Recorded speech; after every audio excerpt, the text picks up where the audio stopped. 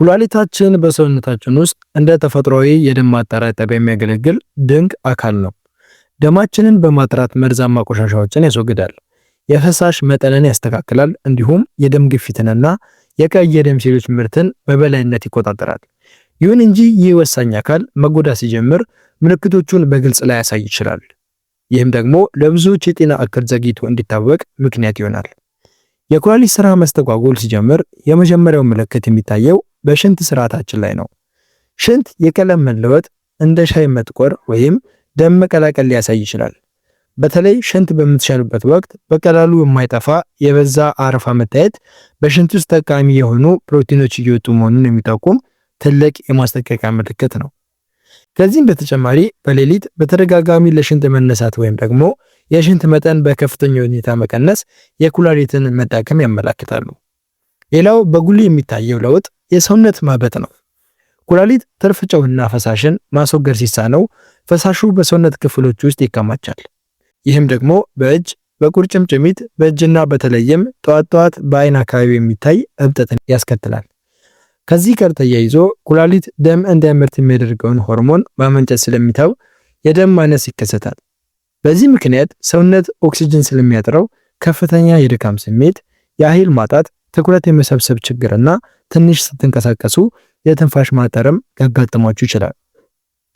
የኩላሊት መጎዳት በቆዳችን ላይም አሻራውን ያሳርፋል። በደም ውስጥ ያለው ቆሻሻዎችና ማዕድናት ሚዛናቸውን ሲያጡ ቆዳ በጣም ይደርቃል። እንዲሁም እረፍት የሚነሳ ከፍተኛ የማሳከክ ስሜትንም ይፈጥራል። በደም ውስጥ የሚከማቸው ዩሪያ የተባለ ቆሻሻ ደግሞ የደም ፍላጎት እንዲጠፋ፣ በአፍ ውስጥ የብረት ጣዕም እንዲሰማና የማቅለሽለሽ ወይም ደግሞ የማስመለስ ስሜት እንዲፈጠር ያደርጋል። ይህንን ወሳኝ አካል ከጉዳት ለመታደግ ቀዳሚ ተግባር ለኩላሊት ጠንቅ የሆኑትን እንደ ደም ግፊትና ስኳር ያሉ ህመሞችን መቆጣጠር ነው። በተጨማሪም ያለ ሐኪም ትዕዛዝ የህመም ማስታገሻ መድኃኒቶችን ለረጅም ጊዜ ከመውሰድ ማቆጠብ፣ በቂ ውሃ መጠጣት፣ የጨው አጠቃቀምን መቀነስና ሲጋራ አለማጨስ ለኩላሊት ጤና እጅግ አስፈላጊ ናቸው።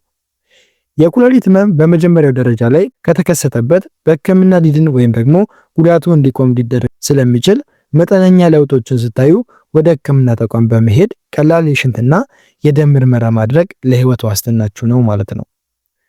የኩላሊት ህመም ስርጭትና የመከሰት እድሉን በሚመለከት ያሉ መረጃዎች ደግሞ በሽታው ምን ያህል በዝምታ የሚስፋፋ የጤና ስጋት መሆኑን ያሳያል።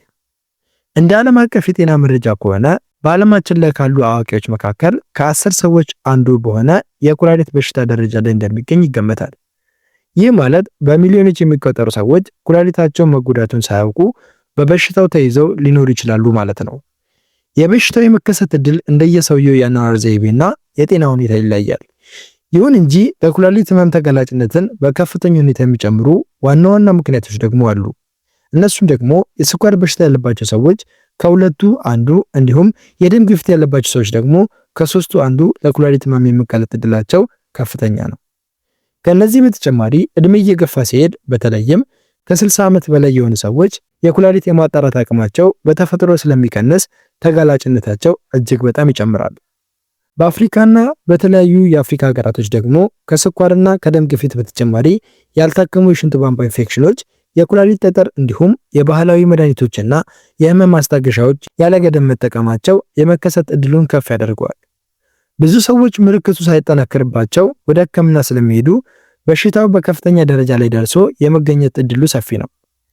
በአጠቃላይ የኩላሊት ህመም የመከሰት እድሉ ከፍ ያለ ቢሆንም አስቀድሞ በመመርመርና የደም ግፊትንና ስኳርን በመቆጣጠር እንዲሁም ደግሞ ጤናማ የአኗኗር ዘይቤን በመከተል ከግማሽ በላይ የሚሆነውን የኩላሊት መጎዳትን መከላከል ወይም ደግሞ ችግሩን ማስቆም ይቻላል። ድንገተኛ የኩላሊት መጎዳት ወይም አኪዩት ኪድኒ ኢንጁሪ ከቀስ በቀስ የኩላሊት ህመም የሚለየው በጥቂት ሰዓታት ወይም ደግሞ ቀናት ውስጥ ኩላሊት ስራውን በአንዴ የሚያቆምበት ሁኔታ በመሆኑ ነው። ይህ ሁኔታ እጅግ አደገኛና አስቸኳይ ህክምና የሚያስፈልገው ሲሆን የሚከተሉትን ድንገተኛ ምልክቶች ስታዩ ችላ ማለት የለባችሁም። ለምሳሌ የሽንት መጠን በከፍተኛ ሁኔታ መቀነስ ወይም ሙሉ በሙሉ መቆም ዋነኛውና ቀዳሚው ምልክት ነው። ይህም በሰውነት ውስጥ መርዛማ ቆሻሻዎችና ፈሳሾች እንዲከማቹ ያደርጋል። በዚህ ምክንያት በአጭር ጊዜ ውስጥ የሚመጣ የእግር፣ የቁርጭምጭሚትና የፊት እብጠት ይታያል። ሽንት በሚኖርበት ጊዜም ቀለሙ በጣም የጠቆረ ወይም ደግሞ ደም የቀላቀለ ሊሆን ይችላል። ሌላው አስፈሪ ምልክት ድንገተኛና ከፍተኛ የሆነ የትንፋሽ ማጠር ነው። ይህ የሚከሰተው ኩላሊት ማስወገድ ያልቻለው ፈሳሽ ወደ ሳንባ ውስጥ በመግባት መተንፈስን ስለሚያስቸግር ነው። ከዚህ ጋር ተያይዞ በደረት አካባቢ የመጫን ወይም ደግሞ የህመም ስሜት ሊሰማችሁ ይችላል። ይህም ልብን የሚሸፍነው ከረጢት በፈሳሽ መሙላቱን ወይም ደግሞ መቆጣቱን ሊያመለክት ይችላል። በደም ውስጥ ያሉ ቆሻሻዎች በአጭር ጊዜ ውስጥ ስለሚከማቹ በአንጎል ስራ ላይም ተጽዕኖን ያሳድራሉ። በዚህ ምክንያት ድንገተኛ የሆነ ግራ መጋባት፣ ከፍተኛ እንቅልፍ ማለትና የንቃት ህሊና መቀነስ፣ አልፎ ተርፎም ራስን መሳት ሊከሰት ይችላል። በተጨማሪም ሰውነትን የሚያንቀጠቅጥ የጡንቻ መሸማቀቅ ወይም የመዝለል ስሜት ሊታይባችሁ ይችላል። ከላይ ከተጠቀሱት በተጨማሪ ድንገተኛ የሆነ የማቅለሽለሽ፣ የማስመለስና የሆድ ህመም ስሜቶች ይኖራሉ። በድንገተኛ የኩላሊት መጎዳት ወቅት የሰውነት የፈሳሽና የጨው ወይም ደግሞ ኤሌክትሮላይቲስ ሚዛን ስለሚዛባ የልብ ምት መዛባትም ሊከሰት ይችላል። እነዚህ ምልክቶች የታዩበት ሰው በአፋጣኝ ወደ ድንገተኛ ህክምና ክፍል መወሰድ ይኖርበታል።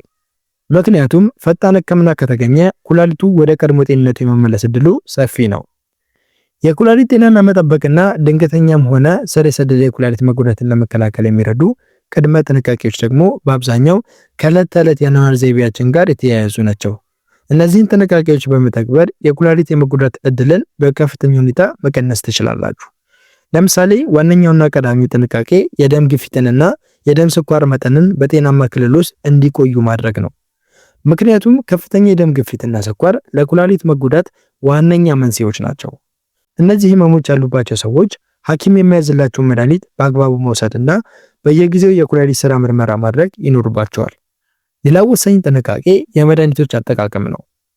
በተለይ የራስ ምታትና የጡንቻ ህመም ማስታገሻዎችን ለምሳሌ እንደ ዲክሎፌናክ እና ኢቡፕሮፊን ያሉ ያለ ሐኪም ትዕዛዝ በተደጋጋሚ የሚታዘዙ መድኃኒቶች ለረጅም ጊዜ መውሰድ እንግዲህ ኩላሊትን በከፍተኛ ሁኔታ ይጎዳዋል። ማንኛውንም መድኃኒት ከመውሰዳችሁ በፊት ታዲያ የባለሙያ ምክር ማግኘትና መድኃኒቶችን በውሃ ብቻ መውሰድ ተገቢ ነው። የአመጋገባችሁ ዘይቤም ለኩላሊት ጤና ትልቅ ሚና አለው። የጨው አጠቃቀምን መቀነስ የደም ግፊት እንዳይጨምርና ኩላሊት ላይ ጫና እንዳይፈጠር ይረዳል። በቂ ውሃ መጠጣት ደግሞ ኩላሊት መርዛማ ቆሻሻዎችንና ማዕድናትን ለምሳሌ እንደ ሶዲየምና ዩሪያ ያሉ በቀላሉ እንድታስወግዱ ይረዳቸዋል። ይሁን እንጂ ከመጠን ያለፈ ውሃ መጠጣትም ቢሆን ለሁሉም ሰው ላይ መከር ስለሚችል እንደየሰውነታችን ሁኔታ መጠኑን ማመጣጠን ያስፈልገናል ማለት ነው።